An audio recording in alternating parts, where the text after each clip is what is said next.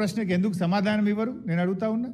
ఇప్పుడు ప్రభుత్వం ఆనాడు బీఆర్ఎస్ ప్రభుత్వం సెలెక్టెడ్ గా కోర్టు కేసులు ఉండే అప్పటికే కిరణ్ కుమార్ రెడ్డి ప్రభుత్వం నిర్ణయం తీసుకున్నది. ఆ భూములు ఆజామాబాద్ భూములు వాళ్ళకి ఇవ్వాలని కిరణ్ కుమార్ రెడ్డి ప్రభుత్వం నిర్ణయం తీసుకుంది. దాని మీద వాళ్ళు హైకోర్టు నుంచి ఆర్డర్ తెచ్చుకున్నారు. సో కోర్టు ఆర్డర్ ఉందని చెప్పి ఆ రోజు మేము రెగ్యులరైజ్ చేయాలని చెప్పి నిర్ణయించినాం. ఒక్క ఆజామాబాద్ నిర్ణయిస్తే కూడా ఆ రోజు మేము 200% కట్టాలన్నాం. సబ్ రిజిస్ట్రేషన్ వాల్యూ మీద 200% కట్టాలని నిర్ణయం తీసుకున్నాం. అంటే మీకు బాగా అర్థం కావాలి, ప్రజలకు అర్థం కావాలంటే అక్కడ ఒక గజం 100 రూపాయలు ఉందనుకోండి, 100 రూపాయలు సబ్ రిజిస్ట్రేషన్ కార్డ్ వాల్యూ, మనం రిజిస్ట్రేషన్ ఆఫీస్లో పోయి ఫీజు కడతాం కదా, ఆ కార్డ్ వాల్యూ 100 రూపాయలు ఉందనుకోండి, ఆ రోజు 200 రూపాయలు రాష్ట్ర ప్రభుత్వానికి కడితే మీకు ఆ భూమిని ఫ్రీ హోల్డ్ చేస్తాము అని ఆనాడు బీఆర్ఎస్ ప్రభుత్వం నిర్ణయం తీసుకుంది. ఇవాళ కాంగ్రెస్ ఏం నిర్ణయం తీసుకుంది?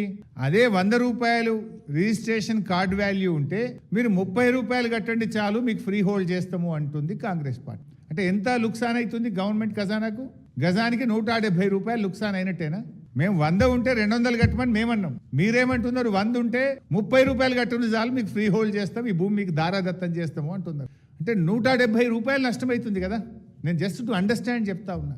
అందుకే 5 లక్షల కోట్లు రావాల్సిన చోట 5,000 కోట్లు మాత్రమే వస్తాయి అని మంత్రి గారు నిన్న ఉన్న నిజాన్ని మంచిగా కుండబద్దలు కొట్టినట్టు బయట పెట్టిండు. అందుకే ఆయనకు థ్యాంక్స్ కూడా చెప్పిన నేను. ఇవాళ బీఆర్ఎస్కు కాంగ్రెస్కు ఉన్న తేడా ఏంటి? మేము 200 రూపాయలు రావాలంటే మీరు 30 రూపాయలు చాలు అంటున్నారు. ఇది రాష్ట్ర ప్రభుత్వ ఖజానాకు తీరని నష్టం చేస్తా ఉన్నారు మీరు. ఇంట్లో ఇంకా గమ్మత్ ఏంటంటే, ఎంత అసలు కొద్దిగానే ఉండాలి వాళ్ళకి ప్రభుత్వం నడపడానికి. వారం రోజుల్లోగా అప్లికేషన్లు పెట్టాలన్నట, వారం రోజుల్లోగా టీజీఐసి అప్లికేషన్లను పరిశీలించాలన్నట, అవతల వారం రోజుల లోపలనే అధికారుల కమిటీ దానికి అనుమతి ఇవ్వాలన్నట, అనుమతి ఇచ్చిన 45 రోజులనే పైసలు కట్టాలన్నట. అంటే మొత్తం 2 నెలల కుల్లా అయిపోవాలన్నట. 2 నెలలు ఏంది ఇంత ఆగము? వారం రోజుల్లో అనుమతి, వారం రోజుల్లో మీరు డిమాండ్ నోటీస్ ఇస్తారు, 45 రోజుల్లో పైసలు కట్టాలన్నా? 2 నెలల్లో మొత్తం ఈ స్కామ్ ఖతం చేయాలనుకుంటున్నారా? ఈ 5 లక్షల కోట్లను మింగాలనుకుంటున్నారా? ఎందుకు అంత ఆగమాగం? ఇంత వేగంగా చేస్తున్నారు అని నిన్న మేము అడిగితే దానికి సమాధానం రాలే. ఏంది వారం రోజులు 45 రోజుల్లోగా డబ్బులు కట్టాలని, 2 నెలల్లోగా దీన్ని పూర్తి చేయాలనే దాని వెనుక ఉన్న నిగూఢం ఏంటి అని నిన్న బీఆర్ఎస్ అడిగింది. దానికి మీరు సమాధానం చెప్పలే. ఈ భూములు మార్కెట్లో వేలం వేస్తే 5 లక్షల కోట్లు వస్తాయి కదా అని మేము సూటిగా అడిగినాం. ఎందుకు వేలం వేస్తలేరు? ఎందుకు 30%కే 5,000 కోట్లకే కట్టుబెడుతున్నారు అంటే దానికి సమాధానం రాలే. కోర్టు కేసులు, లీజుల వివాదాలను అడ్డం పెట్టుకొని మొత్తం భూమిని తక్కువ ధరకే కొల్లగొట్టేటువంటి కుట్ర చేస్తున్నారా అని ఒక ప్రశ్న అడిగితే దానికి సమాధానం రాలే. అంటే మేము అడిగిన ఏ ప్రశ్నకు నిన్న మంత్రి గారు సూటిగా సమాధానం చెప్పలే. పైగా ఒక మాట అన్నారు, 60-70% పెడితే వస్తారా అన్నాడు. మరి మేము 200% పెడితే ఆ రోజు కొంతమంది కట్టలేదా? పక్క రాష్ట్రాల్లో 50% భూమి తీసుకొని మిగతా 50% చేస్తలేరా? ఆ 50% తీసుకుంటే ఇడ కూడా ఒక 4-5 వేల ఎకరాలు వస్తే హైదరాబాద్లో ఒక లంగ్ స్పేస్, అరే ఒక బస్ డిపో కడదామన్నా, ఒక బస్ స్టాండ్ కడదామన్నా, ఒక హాస్పిటల్ కడదామన్నా, ఒక కాలేజీ కడదామన్నా, ఒక స్కూల్ కడదామన్నా, ఒక పార్కు కడదామన్నా ప్రజలకు హైదరాబాద్లో ల్యాండ్ దొరుకుతుందా? ఆనా నువ్వే మాట్లాడినావు కదా, నీ నోరా మోరా? మేము శ్మశాన వాటికకు బొందలగడ్డకు కూడా జాగ ఉండదని మాట్లాడినావు కదా. ఇవాళ నువ్వు బొందలగడ్డకు కూడా జాగ లేకుండా గజాలు కూడా ఎందుకు అమ్ముతున్నావు మిస్టర్ రేవంత్ రెడ్డి?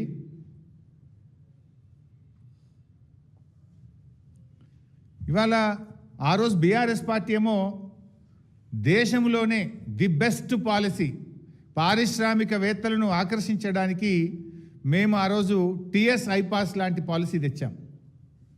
అంటే కొత్త ఇన్వెస్ట్మెంట్లు రావాలి, కొత్త పరిశ్రమలు తెలంగాణకు రావాలి, మా యువతకు లక్షల వేల సంఖ్యలో ఉద్యోగాలు రావాలని మేము పాలసీ తెచ్చినాం. కాంగ్రెస్ ఏం పాలసీ తెస్తుంది? భూములు అమ్మడానికి హిల్ టీపీ పాలసీ తెస్తుంది.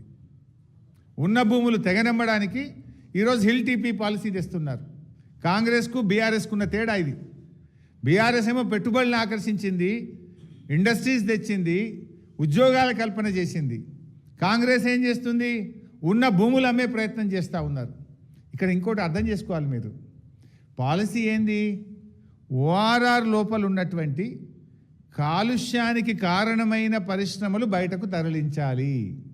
కానీ వీళ్ళేం పెట్టిండ్రు? అన్నీ కొన్ని గ్రీన్ ఇండస్ట్రీ ఉంది, కొంత కాలుష్య రహితమైన పరిశ్రమలు, ఉద్యోగాలు కల్పించే వ్యాపారాలు కూడా నడుస్తున్నాయి. ఇప్పుడు నీ పాలసీ ప్రకారం ఏంది?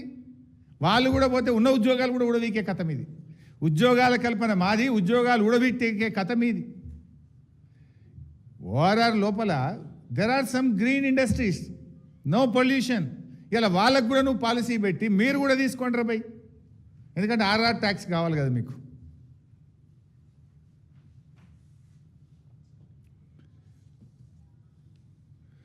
మాదేమో ఖజానాను నింపే పాలసీ, కాంగ్రెస్దేమో వాళ్ళ జేబులు నింపుకునే పాలసీ.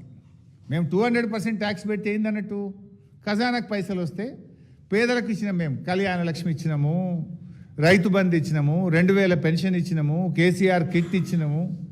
మేము ఖజానాను నింపే ప్రయత్నం చేసినాం. మీరేం చేస్తుండ్రు?